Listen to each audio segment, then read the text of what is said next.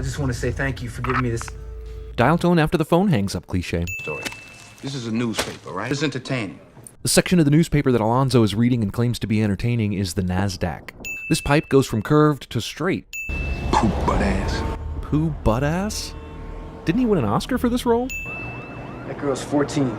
Believe me, I checked the IMDb. She's 8 years older than that. I know she's playing a character, but this girl could not pull off 14 even if you gave her pigtails and braces and a Hello Kitty book bag. Man, you tax that ass for dead. Tax her ass? You mean pay for education and agriculture and with her ass? Snoop Dogg isn't smoking weed in this scene. Okay, so Denzel and Snoop obviously knew each other from previous encounters, because Snoop says stuff like, I don't sell that no more, you know that. so then why did Snoop approach Denzel's car with Denzel in it and ask the white passenger what he wanted?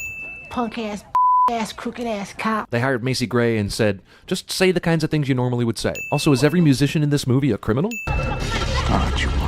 The car inconveniently doesn't start when danger is near cliché. Also, I'd believe this if the car had shown any signs of trouble before, but the first time we see it start up, it purrs like a kitten with a nifty shot of exhaust telling us this car is the Then all of a sudden Hoyt has a magic touch while a war starts outside.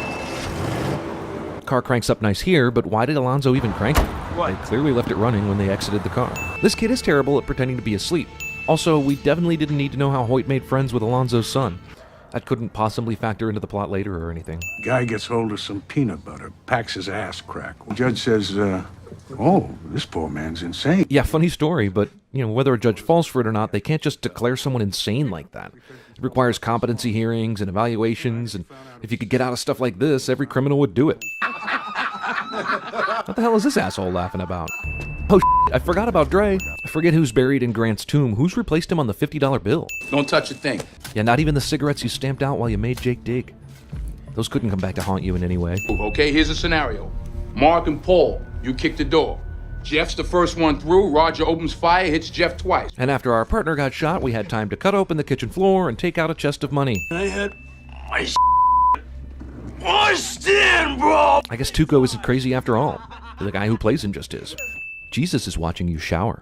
Is that your little cousin or what, eh? Wow, small f***ing world. It's a good thing Jake just happened to stop that 14-year-old from getting raped, because she just so happens to be the cousin of this guy who's about to shoot him hours later. You know the was just business, right? I guess these guys really are gambling that the Russians will kill Alonzo, because once he gets the chance, he's gonna cap these fools for not killing Jake, right? I guess Jake counted on the apartment guard being sick of Alonzo, just like he muttered earlier when Jake definitely wasn't in earshot. Man, I'm sick of this. As we all know, closets make a great defense against bullets. Damn, I know you love your kid, but why is there a picture of him on every available wall? At first, Sarah doesn't mind one bit that part of her naughty bits are exposed, but then later she has everything covered up. I guess the filmmakers didn't want people complaining that they didn't get to see at least one boob while they watched this. It's not what you know. It's what you can prove. It doesn't matter what I believe. It only matters what I can prove. After seeing one of the most evil cops do the most evil stuff ever, Jake makes the dumbest rookie mistake ever so Alonzo can arm himself. Does the writer for Springtime for Hitler live around here? Jake's gun magically jumps from the walkway back into his hand in the next shot. Wouldn't at least one of these shards of glass have punctured something important on his neck or face or scalp? What? He's just gonna leave him there? He can't take 3 seconds to shoot the guy who is the only guy trying to bring him down? You don't deserve this police badge cliché. I'm winning anyway. I'm winning. Movie unintentionally spawns Charlie Sheen catchphrase. Alonzo's car is definitely crushed in the back here, but then the rear end isn't nearly as f***ed up as it should be later on. Alonzo is clearly wary, and he's looking straight ahead, and when he pulls forward, you're telling me he didn't see any sign in his peripheral vision that there was a massive Hummer about to block his path? Headlights go out here, but then they're back on here. Who's following Jake home? Is this to set up a sequel? Because they don't do anything with it.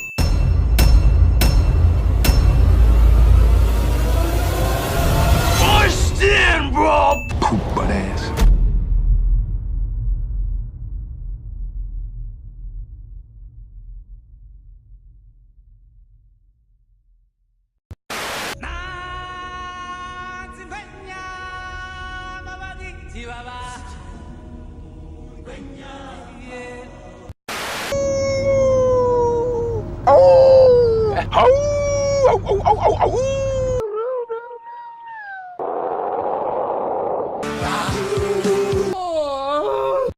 Old Spice odor blocker body wash has 16 hours of BO blocking power! Power! King Kong ain't got on me! It's no fun when the rabbit has a gun, is it? My nigga. I'm gonna go get it right now. Ah, you mother! The next one will kill. Oh, son of a bitch! He shot me in the ass. Wait. Oh, you mother. Okay. All right. Shoot program, nigga. 23-hour lockdown. Yeah, that's right. You better walk away. Don't walk away, cause I'm gonna burn this motherfucker down. King Kong ain't got on me.